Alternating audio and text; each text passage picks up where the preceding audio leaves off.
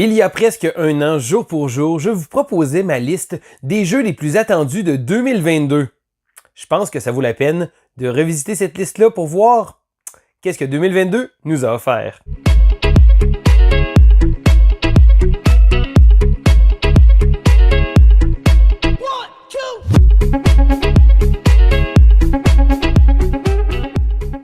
Bonjour et bien l'école du jeu, mon nom est Sylvain et on se retrouve une fois de plus pour un retour spécial sur une vidéo que j'ai fait. Donc l'an dernier, j'ai produit une vidéo des jeux les plus attendus de 2022.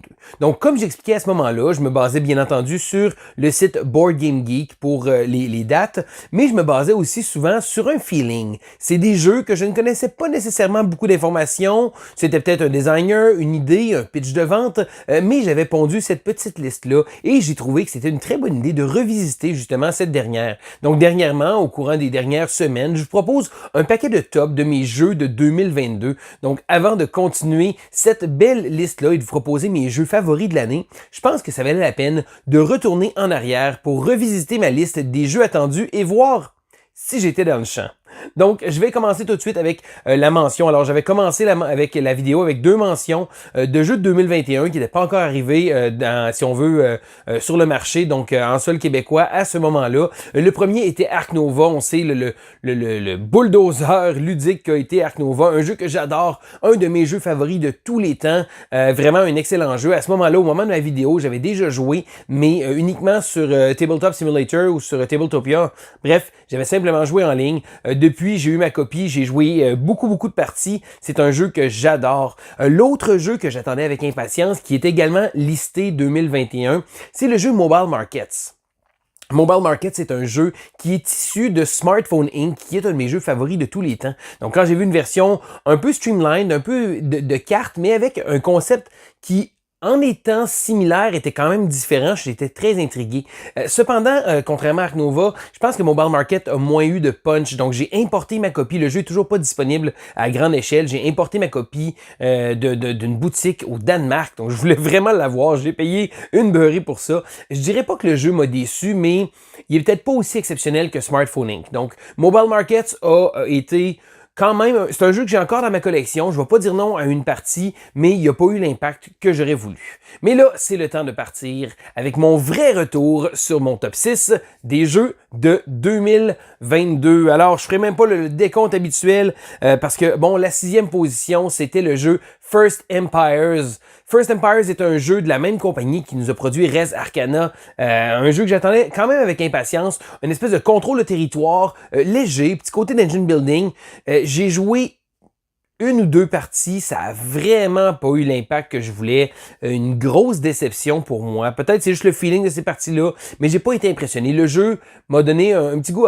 Je me suis dit, il y a peut-être moyen, peut-être bien que c'est pas si pire que ça. Je me suis trouvé des excuses un peu pour essayer de me justifier à travers ça, mais au final, vous pouvez d'ailleurs regarder la vidéo sur la chaîne que j'ai fait. J'ai fait un retour immédiatement après notre partie et ça a pas été une réussite, disons, avec tout le monde autour de la table. Mon numéro 5 était le jeu Hoplomachus Victorum. Hoplomachus, c'est un jeu que j'avais backé, un jeu de Chip Theory Games, un jeu qui est un remake, si on veut, de Hoplomachus qui était sorti, un jeu que j'adorais, un jeu de combat de gladiateurs. J'ai reçu ma copie de Victorum il y a quelques semaines à peine, je pense une ou deux semaines. C'était un ami qui l'avait en attendant. J'ai très hâte, je n'ai pas commencé encore l'aventure, donc c'est certain que pour celui-là, il risque de se trouver très haut quand même dans mes jeux favoris, mais je n'y ai pas encore joué, malheureusement. Ceci dit, mon hype meter est encore très élevé, surtout le fait que je vois la boîte présentement et j'ai bien hâte d'y jouer.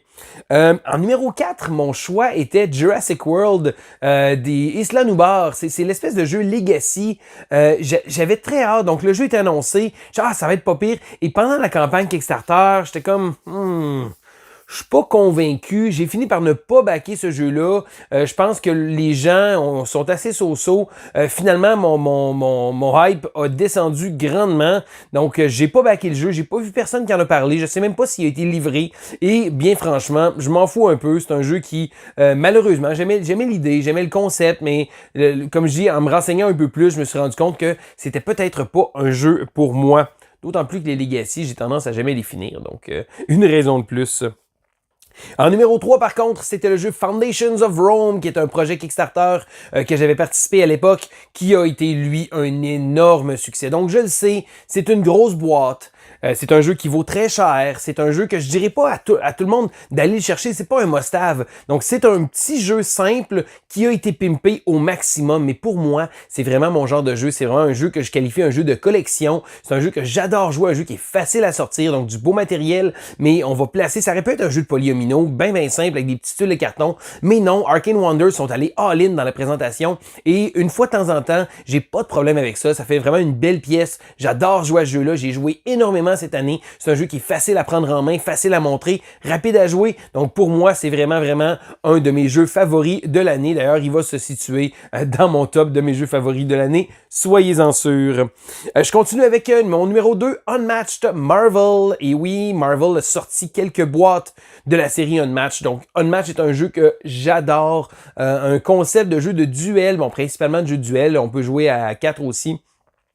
Avec un système de cartes et le fait que chaque personnage va être différent. On prend des personnages et on peut mélanger. On peut jouer Alice au Pays des Merveilles, qui affronte Buffy, on peut jouer des vélociraptors. Il y a même un gros T-Rex et maintenant des personnages de Marvel. Donc il y a 2 boîtes qui sont sorties. Il y en a d'autres qui vont sortir éventuellement. Donc c'est un jeu qui se retrouve dans mon top de mes rééditions / expansions qui sont sorties au courant de l'année. Donc j'aime vraiment les personnages. J'ai un petit faible pour Moon Knight que j'ai vraiment aimé jouer, mais ce jeu-là avait tout à fait raison de se retrouver dans mon top parce que j'ai adoré.